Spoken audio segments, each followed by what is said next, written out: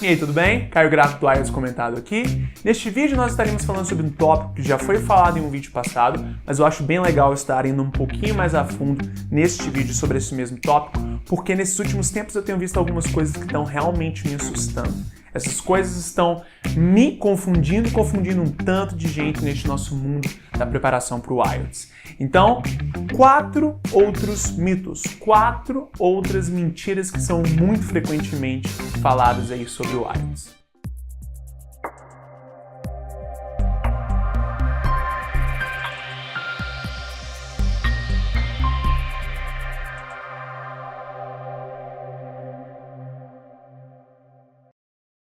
Bom, primeiro mito aí é que para fazer o exame IELTS de uma forma bem sucedida, a única coisa que você precisa de fazer são simulados.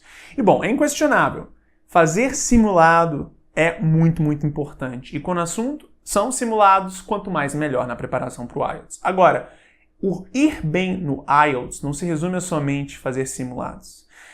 Envolve todas as estratégias que você aplica de uma forma sinérgica e efetiva para fazer o exame ao longo da sua preparação. E caso somente fazer simulados, em especial quando você é um estudante mais avançado da língua inglesa, fosse a única solução necessária para, de fato, fazer o IELTS de uma forma bem sólida e bem feita, falantes nativos da língua inglesa, como por exemplo indianos, que vivem fazendo o IELTS para estudarem fora da Índia, de fato teriam resultados assim, fechariam o exame de primeira, porque eles já têm total naturalidade com a língua inglesa e a única coisa que eles precisam então é ter uma familiarização superficial com o exame através de simulados.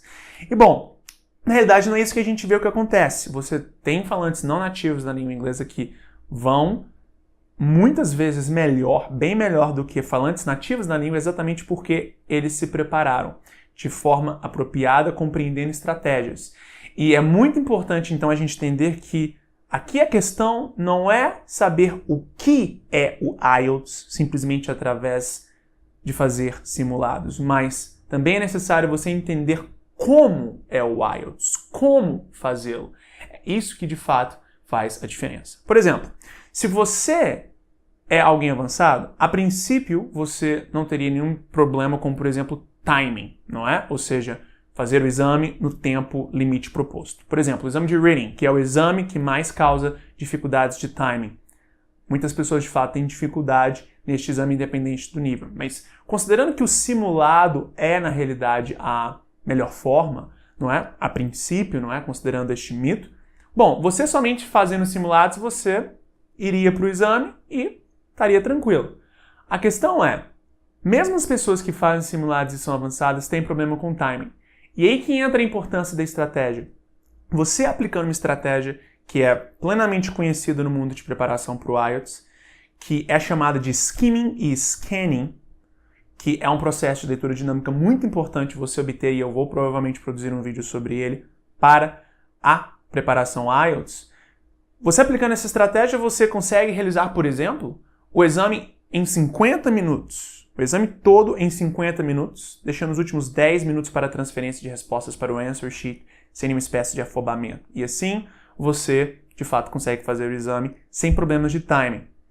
Então, aqui é um exemplo de como que o saber como o IELTS supera saber somente o que é o IELTS, ou seja, somente saber o superficial através de somente realização de simulados.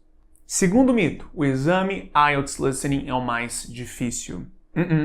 Não mesmo. Na realidade, não existe um exame mais difícil ou mais fácil. Isso, na realidade, varia de pessoa a pessoa. Você tem alguém que é mais avançado na interpretação de texto ou na interpretação do inglês falado, e, portanto, essa pessoa vai ter mais facilidade ou no reading ou no listening, e talvez mais dificuldade no speaking, caso ela não tenha bastante prática com a fala em inglês. Então, isso, na realidade, varia de pessoa a pessoa.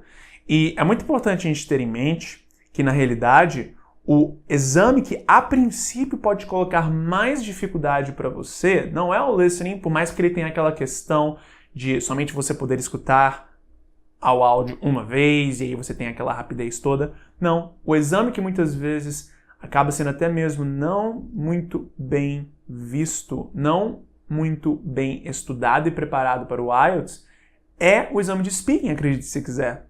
Porque as pessoas muitas vezes ficam tão bitoladas no exame de listening que se esquecem no speaking de uma forma estruturada, né? Se esquecem de fazer a preparação para o speaking de uma forma estruturada.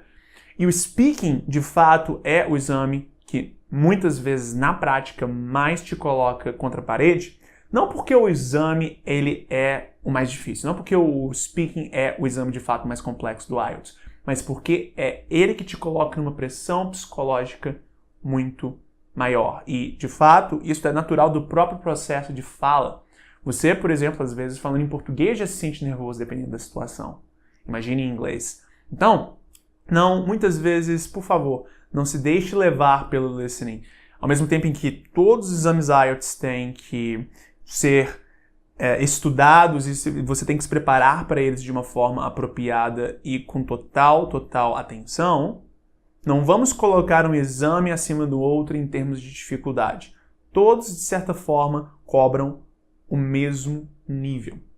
Terceira mentira que muitas vezes é espalhada aí sobre o IELTS é a de que quando você obtém o resultado final do exame, não há nada que possa ser feito caso você julgue que essa nota está errada.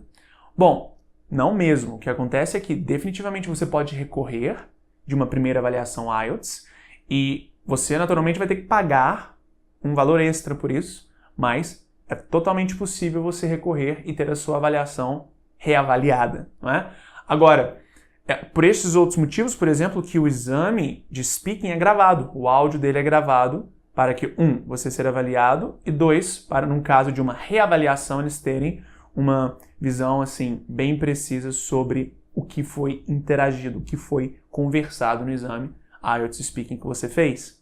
Agora, é muito importante também se ter em mente o seguinte, uma vez que você pede uma reavaliação, a nota que vem, a segunda nota depois da reavaliação, é a nota final, oficial e ponto final.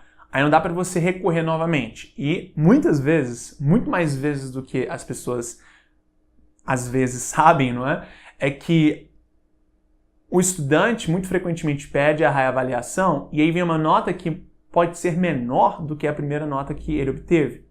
E saiba que aí, de fato, não há volta, não é? Então, muita atenção também com relação a este ponto e preste atenção nele antes de pedir uma reavaliação caso você julgue que precise. E o último mito sobre o IELTS é que você pode utilizar os seus resultados para comprovar a sua proficiência na língua inglesa a qualquer momento, em qualquer contexto. De fato, não é isso que acontece. Na realidade, a utilização do IELTS para comprovação da sua proficiência em inglês, ela ocorre em função de duas coisas. Primeiro, o contexto no qual você precisa se comprovar. E segundo, há quanto tempo você já fez o IELTS. Então, começando pelo primeiro ponto, o contexto. Se você, no final das contas, quer fazer um college fora do país, por exemplo, você necessariamente tem somente o academic valendo. Se você fez o General Training, ele não vale, você vai ter que fazer o academic. E, igualmente, se você fez o IELTS General Training, a única opção que você vai ter é participar de algum programa federal de imigração ou provincial em algum país que oferece esses programas e que toma o IELTS como referência. Então, de fato, o contexto no qual você vai comprovar a sua proficiência através do IELTS define, antes de tudo, o IELTS que você terá que apresentar. E segundo ponto, o IELTS ele tem a duração de 2 anos a sua validade. Então, o seu inglês, ele, a princípio, é validado através do IELTS por somente, né? 2 anos. E, bom, ao mesmo tempo em que isso é a regra, existem algumas exceções. Por exemplo, a Austrália, seja através do programa de imigração deles, o Skilled Worker, e seja instituições de ensino superior, por exemplo, na Austrália, essas instituições e o governo tomam o IELTS feito há até 3 anos como referência. Então, por mais que o próprio IELTS defina que a validação é por 2 anos, a Austrália faz uma exceção com relação aos seus processos internos de imigração e aceita um IELTS feito há até 3 anos. Então, novamente, depende do contexto e também do tempo no qual você já fez o IELTS. Então, é isso. Eu acho que esses 4 outros pontos, que são uma extensão do primeiro vídeo que eu fiz sobre estes mitos, essas mentiras IELTS, são muito importantes a gente manter em mente ao longo da nossa preparação e eu espero ter ajudado você mesmo a ter uma perspectiva ainda melhor sobre como o IELTS ocorre e como fazer acontecer no IELTS. Então, é isso. Então, caso ainda não tenha já feito o seu like, por favor, dê um like aí caso você tenha gostado. Isso faz uma diferença tremenda para a gente continuar produzindo esses vídeos para você e trazendo conteúdo de qualidade, tá bom? Então, abraço e até o nosso próximo vídeo.